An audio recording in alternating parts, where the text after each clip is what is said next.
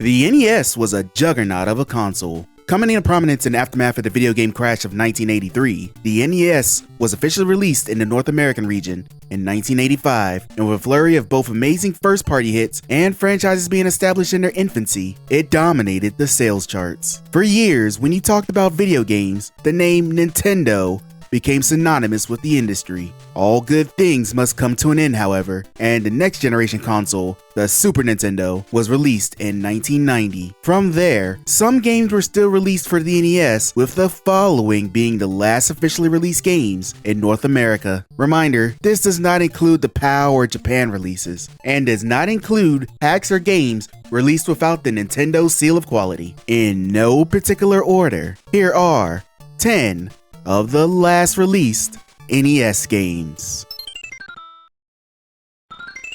To begin our trek through the last released games on the NES, we return to a stalwart franchise on the platform with Mega Man 6. Mega Man 6 was released on the NES in 1994 by Capcom and is the final game in the series released on the platform. Developed at the same time as Mega Man X on the Super Nintendo, Mega Man 6 is the culmination of all the innovations made by the previous games, as well as added a few more changes to keep the formula interesting.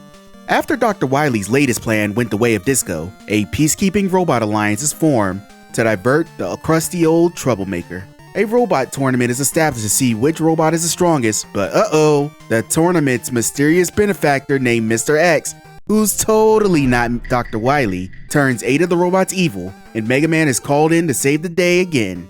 In terms of gameplay, Mega Man 6 isn't reinventing the wheel. You pick which robot master you want to fight, go through their stage, fight the boss, get their powers, and repeat till you storm Mr. X's hideout. Advancements from the previous game, including the Mega Buster and the Slide return, as well as new additions, such as alternate paths through levels, and the automatic refilling of low weapons, even when they're not selected.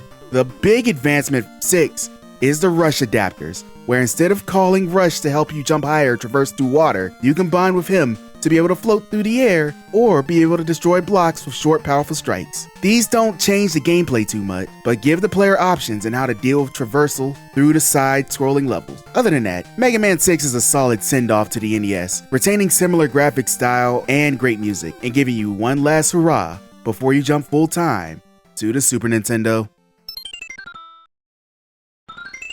Wait, this game was released in 1989. What's it doing on this list? Well, to my confusion, there were actually 2 Indiana Jones and the Last Crusade games released on the NES. One released in 1989 by US Gold, and the one which properly belongs on this list. Hold it! So, post-editing programming note, I actually got this wrong. The US Gold Indiana Jones game was actually released on the NES in 1993 by Ubisoft. I ended up recording the wrong footage and didn't notice in time. The game isn't really too notable, so I'll just add this in before I get into the other Indiana Jones games, and you guys can leave a Dre messed up in the comments. Cool? Okay, cool. Resume the video. Indiana Jones and the Last Crusade, the second one, was released in 1991 for the NES by Taito.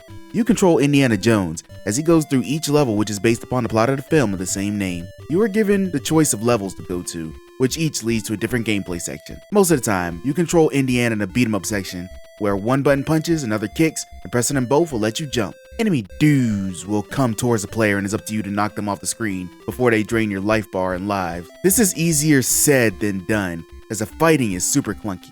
Knocking an enemy over is based on being able to hit them with multiple strikes at once, but they can stun you and do the same. In the end, it feels like a game of luck, which can be frustrating. Besides beating guys up, other gameplay styles include riding a motorcycle, navigating a castle maze, rearranging a puzzle to identify the Holy Grail, and other off-the-wall premises. I can at least say that this Last Crusade game is better than the other, even though overall, it's pretty lacking in the gameplay department.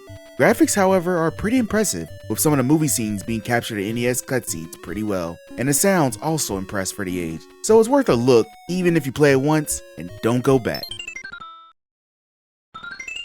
Another adventure with your favorite critters, Chip and Dale Rescue Rangers 2, was released in 1994 by Capcom. Following the gameplay of the first game, which is based upon the Disney afternoon show of the same name, you control either Chip or Dale, cross different levels, avoiding obstacles and picking up boxes to take out enemies. You can either play this game solo or with a friend, and you'll want a friend to help you along each twist and nook awaiting you. fat cat has escaped jail after an explosive distraction, and it's up to the gang to find him again. This game is pretty much the same as the previous game, with similar graphics and sound, and could probably just be an expansion pack in a modern gaming sphere. Well, one change is the stages are more linear than the previous game, with no map screen being provided, but it didn't really matter each way. If you enjoyed the first game, you'll no doubt enjoy this one. If a challenge is what you're looking for, however, you're better off with the first edition or pretty much any other NES Capcom title, as this game is pretty easy. Not easy enough to be a complete sleepwalk, but you won't see the game over screen if you're at least the tiniest bit good at video games.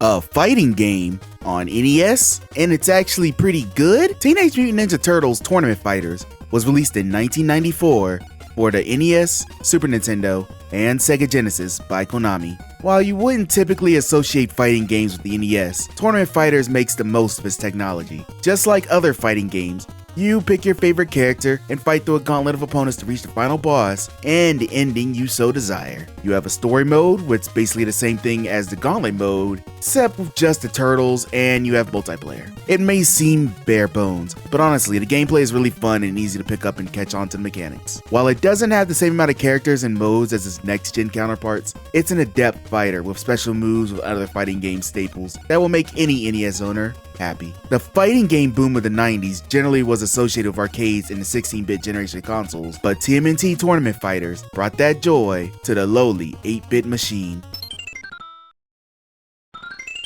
Wario's Woods was released in 1994 for both the NES and the Super Nintendo by Nintendo. It is widely acknowledged as the last officially licensed NES game in North America, being released in December of that year. You control Toad, starring in his first game in a mission to defeat Wario and take back control of the peaceful woods, one bomb at a time. In each scenario, you must defeat every single monster that appears in each puzzle by lining up a bomb that is dropped by either Birdo or Wario in at least a 3-structure series in order for it to blow up and disappear without having anything touch the top of the screen. The bombs must match the color of the monster in order to actually destroy it, but as long as you have one bomb, it will clear. Now, unless you have the luck of Lucky Charms himself, you aren't going to get exactly drop bombs on monsters. This is where Toad is able to pick up both monsters and bombs on the playing field and rearrange them as he sees fit. There are some limitations, as Toad can only run up walls if not carrying an object, but otherwise, it's up to the player to clear the field and move on to the next level. This game is a pretty underrated gem for your NES library, as it isn't as popular as Tetris, but players who take a chance on it will swiftly get absorbed in the puzzling action. While not as mechanically tight as a Tetris Attack or Dr. Mario, the gameplay will keep you and your friends entertained for a good time. The Flintstones Surprise at Dinosaur Peak was released for the NES in 1993 by Taito, a platforming game based upon the cartoon TV show and unfortunate live-action movies. You control the Cave Dads, Fred and Barney, as they travel from level to level to save both Pebbles and Bam Bam, who are isolated due to a volcano eruption. Both characters can be selected at will, with differences between the two affecting gameplay. Fred has a club and is able to distribute CTE freely and can grab on the ledges, while Barney has a slingshot and is able to jump and hold on the poles and other thin structures. Each level usually ends with the pair taking on a boss obstacle, then moving on to the next. In between these levels, there are side activities such as ice hockey, which is actually pretty entertaining. Honestly, the whole game is pretty entertaining and worth checking out. Though if you were hoping to get it physically, you better open a new line of credit, cause hot damn, this game is expensive nowadays. Due to coming out in the console's lifespan, and possibly being a rental-only title, this game has been sold for well over $1,000 in modern time. That's a lot of money to pay for this rocky fun feature. Oh boy! It's time to learn, everyone! How much of my audience knows how to count to 10? None of you? Well, you're just in luck, as this game is right for you. Mickey's Adventure Numberland was released for the NES in 1994 by Beam Software. An educational game, you control Mickey Mouse in his finest casual look as he tracks down Pete, who has stolen all the number molds. Along the way, he must find each number in 5 different levels and answer basic counting problems to progress to the next. There are enemies in this game, but unless you are playing on the hardest difficulty, they won't affect you in the slightest. You can still take them out with the bubblegum if you're feeling particularly homicidal, you absolute maniac, but otherwise, they do nothing. If you are looking for anything else in this game, well, this is it. There's nothing much else to find here besides sharpening your counting skills, which if you have young age children, they may find it engrossing, I guess. But getting all of the numbers and collectibles as an adult will probably not make you feel whole inside. And speaking as a 30-year-old grown-ass man who got all the collectibles for absolutely no reason, yay!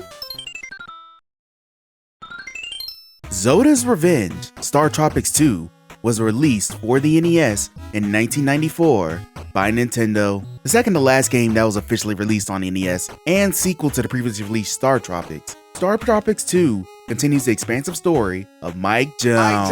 After defeating Zoda in the last game and saving Argonian, Mike is sent back in time after his uncle deciphers a magic cipher and ends up in another quest to find the magic Tetris blocks and defeat the clones of Zoda. Gameplay is just like the previous game, with the first phase resembling a Final Fantasy game with the top-down perspective, and a dungeon exploring phase that employs a Legend of Zelda overhead control system. Mike can arm himself with multiple weapons found in the close-up sections to defeat enemies that he comes across in dungeons, and find other items to help him on his journey. Unlike the last game, Mike can move in 8 directions and change directions in midair, which relieves some of the worst platforming nightmares of the previous game. Otherwise, it's a long journey, but more of the same with more historical figures to interact with and time travel action. If you enjoyed the original game, Star Tropics 2 will fit exactly what you're looking for, though due to the late release, it didn't sell as well as compared to the original. I recommend it for the hidden gem lovers, though be aware, you'll be throwing your controller at the screen sooner than later. Oh no, more learning! Though this time you're learning more than just doing the basic counting of the Mickey Mouse game. Mario's Time Machine was released in 1994, originally released on the MS-DOS but further released on the NES and Super Nintendo by Radical Entertainment. Bowser is up to his old tricks again, going through time and stealing some important objects to open a museum. Well, he kidnaps Yoshi too, though he's a bastard either way. Mario must go throughout the castle, defeating Koopa Troopas, Mario Bros style, to get the items and return them to their proper times. Along the way, you'll learn facts about the specific time periods that will come back to haunt you at the end of the game with quizzes that will test your knowledge. And then that's the game. No, really, there's not much else to do. The enemies will not pose any sort of threat to you, besides making Mario duck in shame. And once you figure out what item goes where, it's pretty much a duck walk to the end of the game. This game is like a low budget Where in the World is Carmen Sandiego. And when I say low budget, I mean low. The facts that you may possibly learn probably aren't going to hold weight in your mind, so playing this game is pretty much a complete waste of time. And last but not least, we have the standard Disney property properly represented even on the fading NES. The Jungle Book movie was released in 1967, so that makes it such a hot property for video games. The Jungle Book was released in 1994 for the NES, Super Nintendo, Genesis, Master System, Game Gear, and Game Boy by Eurocom Software. You control Mowgli as he goes throughout each level, which represents scenes from the movie. He is tasked with collecting a sufficient amount of gems to proceed to the next level, while also taking out any animal coming to attack him. Mowgli can attack using bananas, but can also switch to weapons he can find in the levels, such as double shot, boomerang, and invincibility mask. The game can be particularly petty, especially with the projectiles that enemies can throw. Mowgli can take some damage, but if his life heart completely empties out, or he falls into a pit, he loses a life. Lose all of your lives, and it's game over. The game is simple and pretty mundane at that, but you can't go wrong with a simple Disney platform. The graphics and animation are pretty impressive for the late system, though don't expect anything exceptional. This game was also compiled with Aladdin and the Lion King and released on modern consoles in 2021, so if you really want to, you can definitely check this game out nowadays. Have you played any of these games? Let me know your experience with them in the comments. Hope to see you next time. Bye.